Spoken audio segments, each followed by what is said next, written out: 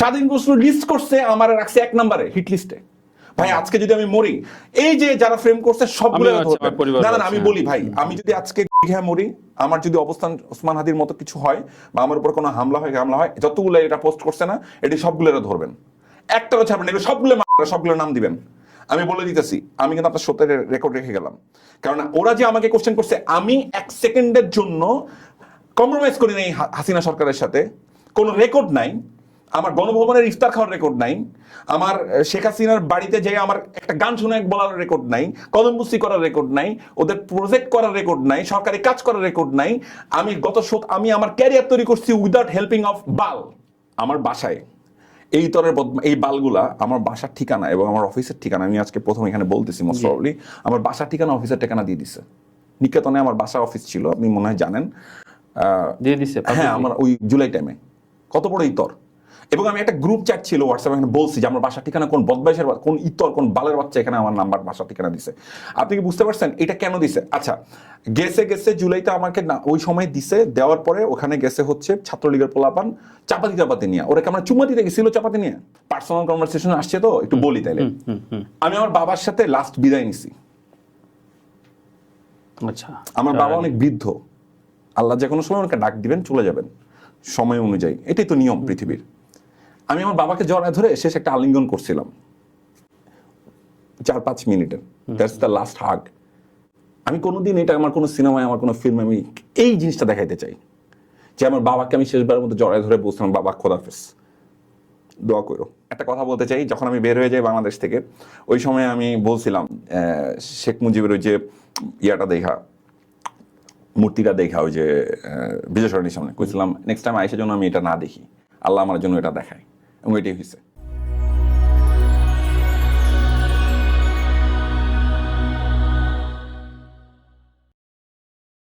জুলাই সময়ে আমি কি করছি, আমি সবসময় আমার সাথে আমি কখনো আমি কিন্তু একটা কথা স্পষ্টভাবে বলি, সেটা তুমি থাইল্যান্ড ছিলা কি? হ্যাঁ, আমি বলতেছি, আমি বুঝাইতেছি, বিষয়টা বুঝাতে বলি। আমি সবসময় যে জিনিসটা বলি সেটা হচ্ছে, আমি একজন অনলাইন অ্যাক্টিভিস্ট। আপনি আমার এখানে যখন ফটোকার্ড আমার নামটা লিখবেন, তখন দেখবেন মাহবুব রশিদ বান্না নির্মাতা অনলাইন অ্যাক্টিভিস্ট।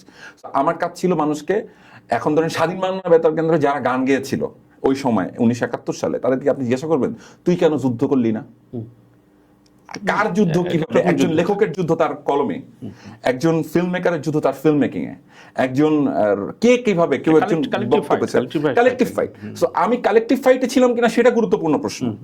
আমি কোথা থেকে করছি সেটা গুরুত্বপূর্ণ প্রশ্ন। তারেক রহমানও তো ছিলেন লন্ডনে, পিনাকিও তো ছিল ফ্রান্সে, ফাহাম আব্দুল সালামও তো ছিল অস্ট্রেলিয়ায়, জুলকার নায়ক সাহেবও তো ছিল লন্ডনে, তাসনিম খলিলও তো ছিল সুইডেনে, নাকি আমি ভুল বললাম? এরকমই কেউ একটা দেশে।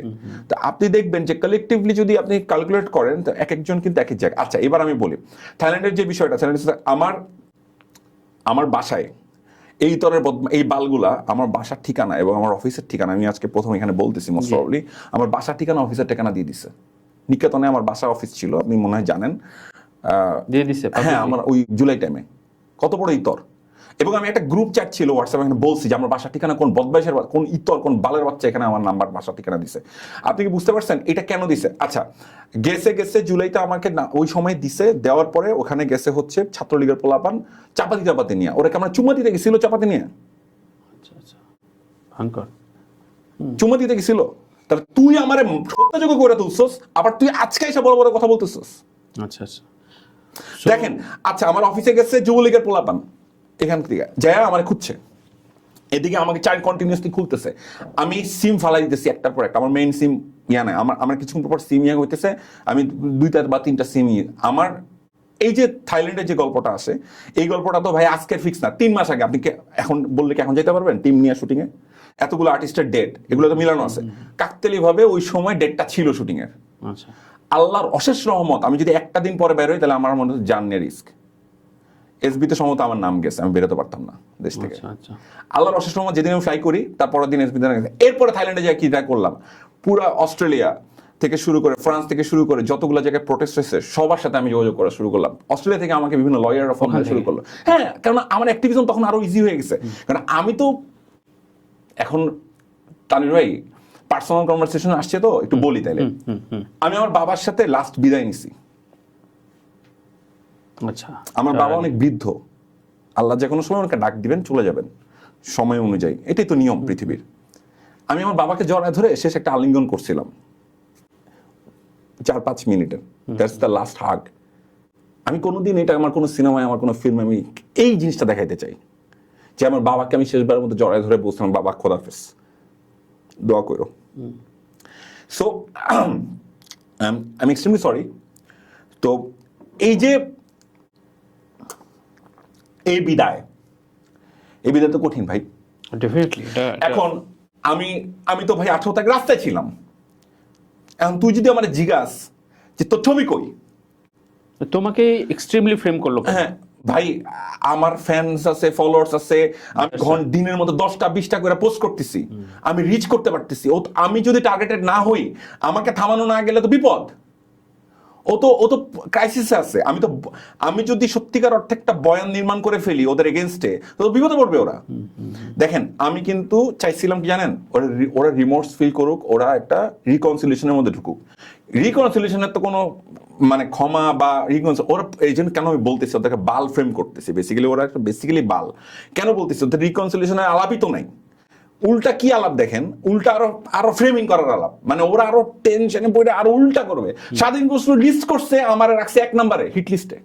ভাই আজকে যদি আমি মরি, এই যে যারা ফ্রেম করছে সবগুলো না আমি বলি ভাই, আমি যদি আজকে মরি, আমার যদি অবস্থান ওসমান হাদির মতো কিছু হয় বা আমার উপর কোনো হামলা হয়, যতগুলো এটা পোস্ট করছে না, এটি সবগুলো ধরবেন, একটাও ছাড়বেন, এগুলো সবগুলো নাম দিবেন। আমি বলে দিতেছি, আমি কিন্তু আপনার সত্যের রেকর্ড রেখে গেলাম। কারণ ওরা যে আমাকে কোশ্চেন করছে, আমি 1 সেকেন্ডের জন্য কম্প্রোমাইজ করি নাই হাসিনা সরকারের সাথে। কোনো রেকর্ড নাই, আমার গণভবনের ইফতার খাওয়ার রেকর্ড নাই, আমার শেখ হাসিনার বাড়িতে যে আমার একটা গান শুনে বলার রেকর্ড নাই, কলমবুসি করার রেকর্ড নাই, ওদের প্রজেক্ট করার রেকর্ড নাই, সরকারি কাজ করার রেকর্ড নাই। আমি আমার ক্যারিয়ার তৈরি করছি উইদাউট হেল্পিং অফ বাল। আমার ভাইয়া এখানে বলতে হবে, আমি আমার উইদাউট হেল্পিং অফ বাল যদি আমি আমার ক্যারিয়ার ক্রিয়েট করতে পারি, আল্লাহর অশেষ রহমত। অনেকে বলে আমাদের কোনো উপায় ছিল না, তাই আমি ওর সাথে এই কাজ করছি, ওই কাজ করছি। অনেকে বলতে পারেন 21 আগস্টে গ্রেনেড হামলার যদি যে তুই যে ভিডিও করছস হারামজাদা, তুই যে কন্টেন্ট বানাইছস, তুই যে কন্টিনিউস একটার পর একটা নগদের কন্টেন্ট বানাইছস, এই বালসাল কন্টেন্ট করছস, আওয়ামী লীগের বিভিন্ন বালসালের সাথে থাকছস, এদের সাথে কন্টেন্ট বানাইছস, তুই কস আমার কিছু করার ছিল না। তাহলে আমি কিভাবে সার্ভাইভ করলাম? কারণ তুই বিশ্বাসী না। আমি বিশ্বাসী টু দ্য অলমাইটি আল্লাহ। আমি বিশ্বাস করি রিজিকের মালিক আল্লাহ, আমার রিজিক খাওয়াবে আল্লাহ। আজকে আমাকে যদি সব আটকায় দেয়, আল্লাহ যদি চায় যে আমি ঠিক থাকবো, আমি সঠিক রাস্তায় থাকবো এবং ভালো থাকবো, তাহলে রাখে আল্লাহ মারেকে। সো আমি এই জায়গাটা ক্লিয়ার করলাম, বরং আমার জন্য আরো ইজি হয়েছে জিনিসটা। কারণ আমার যে বিদায়টা আমার ছিল, আল্লাহর অশেষ রহমত, থ্যাঙ্কস টু অলমাইটি আল্লাহ। এবং আমি শেষ একটা কথা বলতে চাই, যখন আমি বের হয়ে যাই বাংলাদেশ থেকে, ওই সময় আমি বলছিলাম শেখ মুজিবের ওই যে দেখা মূর্তিটা দেখা, ওই যে বিজয় সরণির সামনে, কইছিলাম নেক্সট টাইম আইসার জন্য আমি এটা না দেখি, আল্লাহ আমার জন্য এটা দেখায়, এবং এটাই হয়েছে। So that was the power. আমি আবারও বলতে চাই, প্লিজ ট্রাই টু আন্ডারস্ট্যান্ড। অনেকেই আছে শেখ মুজিবুর রহমানকে নিয়ে, মরহুম শেখ মুজিবুর রহমান, বঙ্গবন্ধু শেখ মুজিবুর রহমানকে অনেক ধরনের আবেগ আছে। আমি সে আবেগে পানি ঢালতে চাই না। আমি যে জায়গাটা বলতে চাই যে বুঝতে হবে, আমি কিন্তু ক্ষতিকারক না, আমরা কিন্তু ক্ষতিকারক না। ক্ষতিকারক শেখ হাসিনা নিজেই। সে তার বাপরে যেভাবে ডুবাইছে এবং পুরো আওয়ামী লীগ রিজিম যেভাবে তার বাপরে ডুবাইছে, এটা কিন্তু আনবিলিভেবল, এটা কিন্তু আনপ্রেসিডেন্টাল। এইভাবে কেউ একটা ছবিকে, মানে একটা মানুষকে, একটা মৃত মানুষকে ইউজ করতে পারে, এত ধ্বংস করতে পারে, সেটা কিন্তু ইম্পর্টেন্ট। কোশ্চেনটা ওইখানে হওয়া উচিত। সো আমি এখানে বললাম, এবং আমি বললাম 18 তারিখের গল্পটা। ভাই আমি যখন হেলিকপ্টার গুলি হইতেছে, তখন তো আমি রাস্তায় রে ভাই। এখন যদি ছবি দেখা, এটা তো ভাই খুবই খুবই আমি একটা সেলিব্রিটি, আমারে খুঁজতেছে ছাত্রলীগ, আমারে খুঁজতেছে যুবলীগ, আমি মোবাইলের মধ্যে ছবি নিয়ে করবো।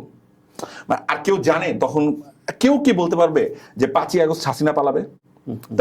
আমার সেফটি কি হবে?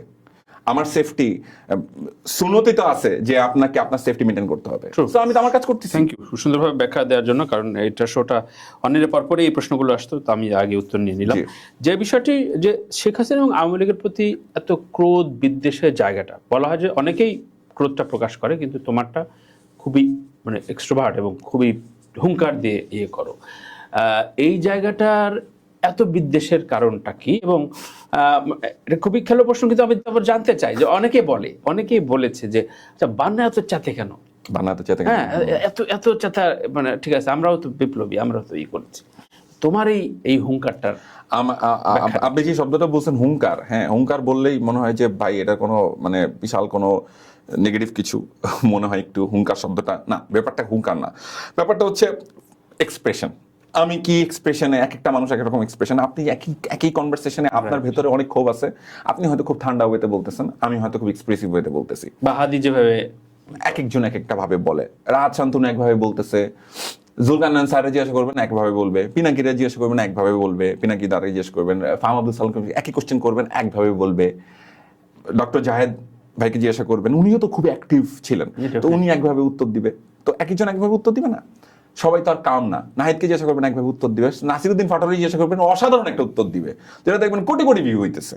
হ্যাঁ, সো এখন আপনি আমাকে যে প্রশ্নটা করলেন সেই প্রশ্নটা হচ্ছে 2000 মানুষকে আপনি নির্বিচারে রাষ্ট্রের টাকা দিয়ে, ওর বাবার ওর মায়ের ট্যাক্সের টাকা দিয়ে, ওর ভ্যাটের টাকা দিয়ে আপনি অস্ত্র কিনে গুলি করছেন, তার সন্তানদেরকে আপনি শহীদ করছেন, আপনি 30,000 মানুষকে আহত করছেন রাষ্ট্রের টাকা দিয়ে, তোর বাপের টাকা দিয়ে না। আমি প্রতিবাদ করতে পারবো না? আমি হুঙ্কার দিতে পারবো না? এখন হুঙ্কারটাই বললাম, আমি নিলাম শব্দটা, আমি সানন্দেই নিলাম। আমি আমার প্রতিবাদের ভাষাটা কি এতটুকু চিৎকার, মানে ও করে মানুষ ফেলতে পারবে, নির্বিচারে মাথা খুলে উড়াই দিতে পারবে, পায়ের মধ্যে শত শত ছড়রাগুলি পারবে, পুরো পেট পুরো বুক ঝাঁঝা করে ফেলতে পারবে, একটা ক্লাস 10-এ পড়া আনাসকে ডাইরেক্ট শুট করে ব্রেন বুকের ভিতরে মেরে ফেলতে পারবে, আমি প্রতিবাদ করতে পারবো না? আমি বলতে পারবো না? এটা আমার দোষ হয়ে যাবে কেন? আমি ভাই, আপনার প্রতিবাদের ভাষা আপনার, আমার ভাষা আমার, আমারটা আমারে করতে দেন, আপনার মতো করে আমার এক্সপেক্ট করেন না।